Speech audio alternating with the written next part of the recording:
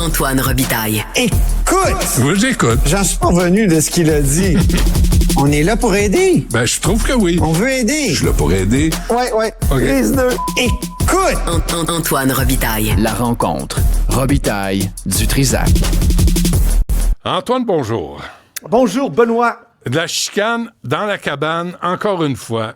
Ça, c'est plate. Je dirais même, le torchon brûle. Hein, Oh, c'est grave. Oh, l'heure Le est gra- grave, mesdames et messieurs. L'heure est grave. Entre qui et qui? Entre Ouais. Paul Saint-Pierre Plamondon et Yves-François Blanchette. Écoute, la question vient de lui être posée, là, à savoir s'il y avait une bonne relation, Paul Saint-Pierre Plamondon, avec Yves-François Blanchette. Il n'a pas été capable de dire oui. Je vais te faire écouter la réponse. Je t'ai gossé un extrait. On merci. va écouter ça. Que la mise au point est nécessaire, elle est fondée sur des constats, des faits, et c'est parce que ça a lieu dans un contexte assez rare de chevauchement électoral. On s'en va bel et bien vers un chevauchement électoral, même je me demande si dans une situation comme Terrebonne, c'est pas exclu qu'on ait une avalanche de pancartes les unes sur les autres, là, s'il y a un déclenchement hâtif, comme Mark Carney à nouveau semble vouloir le laisser entendre. Monsieur Paul Saint-Pierre Plamondon, nos questions, c'est à savoir si vous avez une bonne relation avec Monsieur Blanchet, oui ou non. On a des enjeux d'arrimage, à l'évidence, mais si demain matin il y a une élection, je vote bloc. Ah, il va Attends, voter faut bloc. l'apprendre en enjeu d'arrimage. Les enjeux d'arrimage. Ça, comment je vais répondre aux journalistes quand ils vont me dire que le bloc vient piger dans mon staff? Comment je vais répondre à ça? Dis enjeu parce que- d'arrimage. Il y a peut-être qu'il a embauché, je sais pas moi, TAC Conseil ou, tu sais, une de ces firmes-là, là, Oui. pour répondre. Non, tout ça pour dire que les gens qui n'ont pas suivi l'actualité, il faut savoir, il y a eu une note qui a été envoyée par la directrice générale du Parti québécois, Jennifer Legrand, qui a dit il y avait une sorte de manque de respect de la part du Bloc, qui est allé faire du maraudage. Ils sont allés chercher un candidat vedette, un joueur de concession, comme le dit Yves-François Blanchette, Alexis Deschaines, ancien journaliste ici à TVA, qui est devenu avocat et qui travaille en Gaspésie. Donc, vraiment un personnage important à Carleton-sur-Mer notamment et dans toute la Gaspésie, je dirais. Et il s'est présenté 2 fois pour le Parti québécois, Alexis Deschaines. Là, il a choisi le fédéral. Il a choisi le Bloc.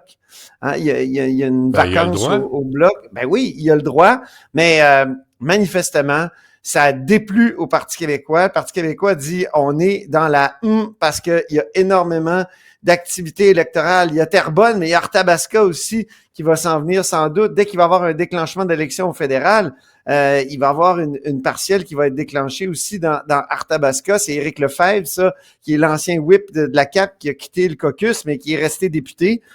Et ici à Québec, et on sait qu'il va se présenter pour le Parti conservateur. Alors, les souverainistes qui se chicanent finalement les ressources. Mais il y a des enjeux d'arrimage, puis Paul Saint-Pierre Plamondon est incapable de dire « Je m'entends bien ». Mais ça n'aurait pas pu se régler à l'interne, cette affaire-là. Je comprends pas que ça soit sur la place publique. Je comprends pas non plus. OK, je suis pas tout seul d'être cornichon. OK, mais parfait. Écoute, c'est ça la vie, là, la vie des partis politiques aussi. Tu sais, le Bloc, il s'en allait vers un succès presque assuré. Ils sont un peu comme Pierre Poilievre, le Bloc, là. Il était sûr, avec les sondages, d'arriver comme presque à l'opposition officielle à Ottawa. Mais là, ils viennent de perdre des points, là, avec l'arrivée de Carney, puis le tsunami trumpiste. Ça va vite, hein? Ça va vite. Ça change vite, la vie. Le REM, est-ce qu'on a des nouvelles si le REM fonctionne, au moins à l'envers? Au moins, si, tu sais, je ne sais pas. Moi, là, il est temps. Moi, ce matin, avec Mario Dumont, j'ai dit le président et chef de la direction CDPQ Infra, Jean-Marc Arbeau, doit démissionner. Là, ça suffit. On a mis des milliards dans le REM, les travailleurs sont pas desservis, ça coûte cher, c'est mal organisé. Il est temps qu'on fasse de la place, qu'on change la direction. La ministre Guilbeault, donc, a convoqué pour une rencontre à 13h cet après-midi. C'est à cause de moi, hein? Oui. Je dirais même pas à cause, je dirais grâce à toi. Ah, grâce, OK. Il y a une belle nuance en français entre à cause et grâce. C'est vrai. Moi, à cause, c'est de ta faute. C'est de ma faute. Grâce, C'est heureusement. OK, parfait. C'est ça. Ouais, À la c'est bon. CDPQ, un franc, on dit c'est à cause de Dutrisac.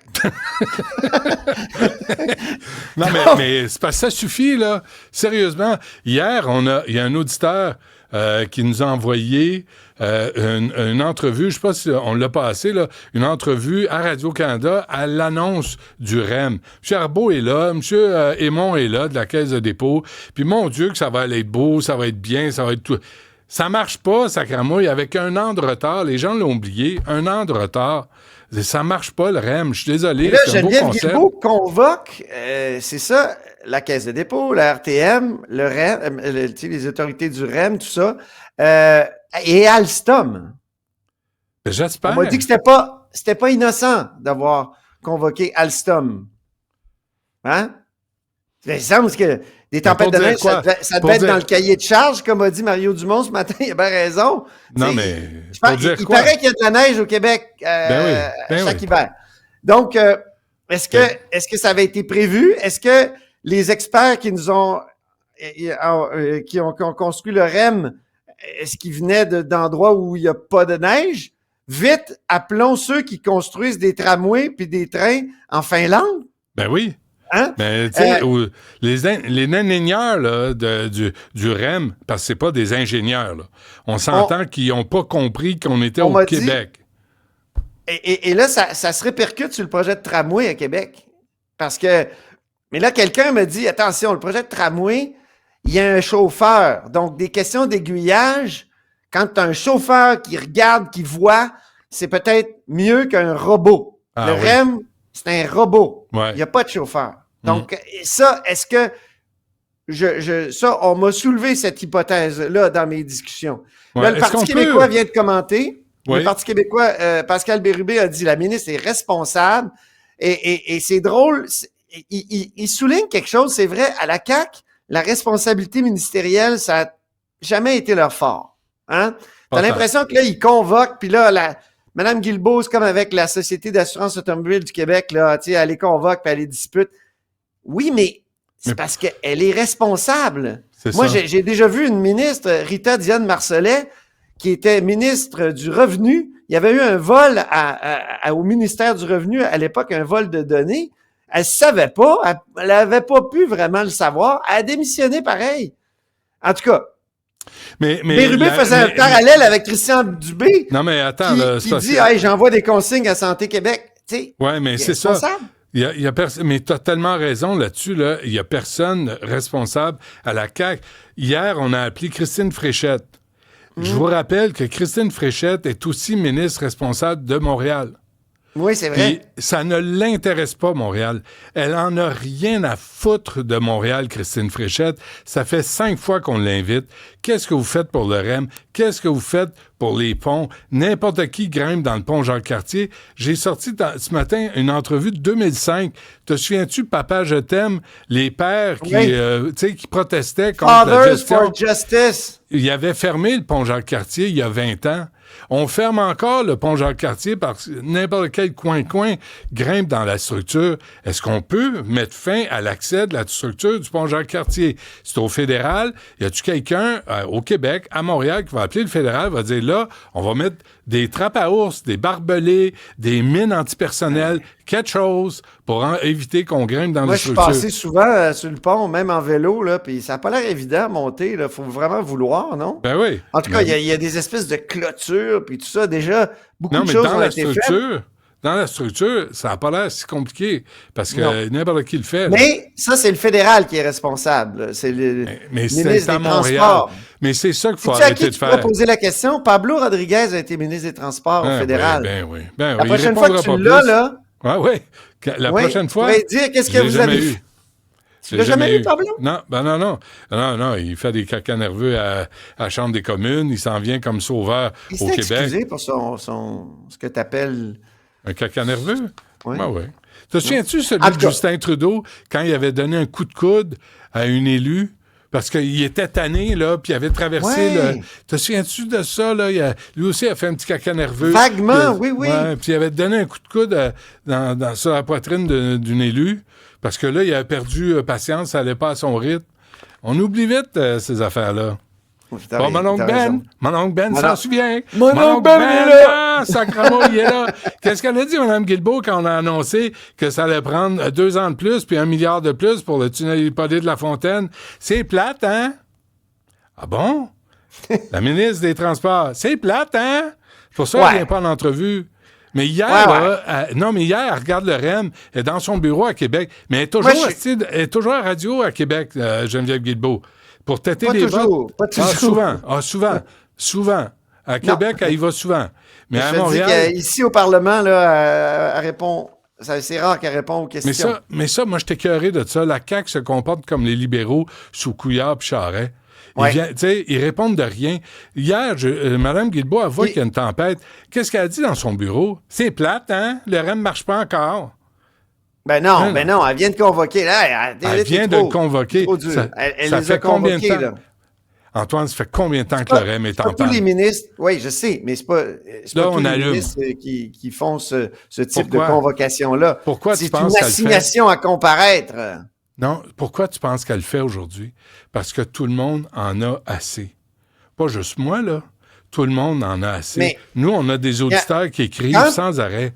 Moi, je voudrais, trouver le bon équilibre entre la critique de nos politiciens et des systèmes publics et aussi le fait que parfois la nature se déchaîne.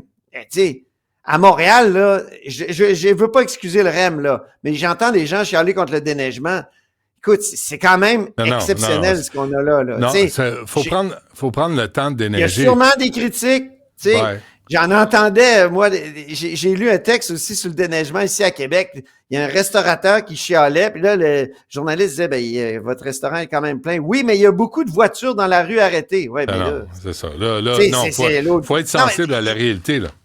Je croise une dame hier, elle disait, c'est épouvantable le déneigement. Mais oui, mais c'est pas évident non plus, là. C'est ça.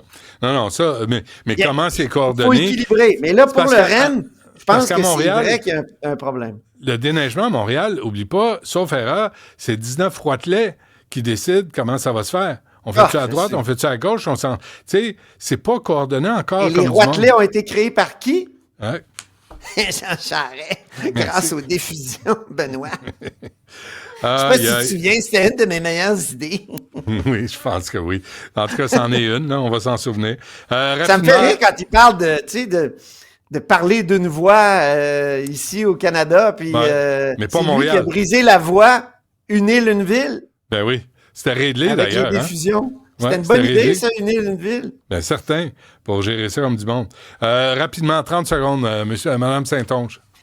Pascal Saint-Onge qui s'en va, député fédéral de Brome-Missisquoi, libéral, ministre du patrimoine. Et juste avant de partir, elle veut déposer son projet de mise à jour, de modernisation de Radio-Canada. Et ça, c'est une façon de mettre comme un sabot de Denver sur Radio-Canada pour pas que Pierre Poilievre puisse définancer la CBC comme il l'a annoncé, tout en continuant de soutenir les services français de Radio-Canada. Donc, c'est intéressant. Ça verra jamais le jour, mais au moins son plan, ça sera une façon de, de nourrir le débat autour de ça. Sauf que je pense que son plan, d'après ce qu'on m'a expliqué, c'est une façon de river vraiment CBC et Radio-Canada qui, avec le temps, avait, même s'ils restent interdépendants, il y avait une certaine indépendance de Radio-Canada du service français. Et là, river les deux ensemble, peut-être que ça va nuire au service français. Excuse-moi, Antoine, j'ai des larmes là, pour Radio-Canada. Excuse-moi, j'ai beaucoup de peine. 1 milliard 400 millions de financement pour... Excuse-moi, je sais pas si c'est une poussière où je suis ému, où j'ai de la peine, mais tu sais, hey, il y a du dégraissage à faire. Des adjoints d'adjoints, là. Pour ça. Son plan est là pour river les deux comme il faut pour dire que si tu veux en faire couler un, ben il va y avoir l'autre qui va peut-être soutenir. Le français va soutenir l'anglais. C'est beau, on se reparle demain, puis fais attention si tu vas pelleter, hein. Mais t'es en forme, mais fais attention pareil, fais pas le fanfaron. C'est un autre mouvement que le ski de fond puis la course. C'est pas bon, puis, c'est pas bon. Non. C'est pas bon, bloqueur. Mais j'y vais lentement quand je pèle quand même. Ouais, tu sais, Monsieur Dutrisac, je fais attention. Sais-tu, moi, j'ai de la misère à amener ma marchette dans le banc de neige pour pelleter. Je suis rendu là. Bon, Arrête, ok. on s'en va là, on s'en va Je à le sais, toute vitesse. sacramouille. Ça me Vers fait la assez marchette. suer. Oui, c'est parfait. OK, demain, monsieur Salut, à Robitaille. demain. Salut.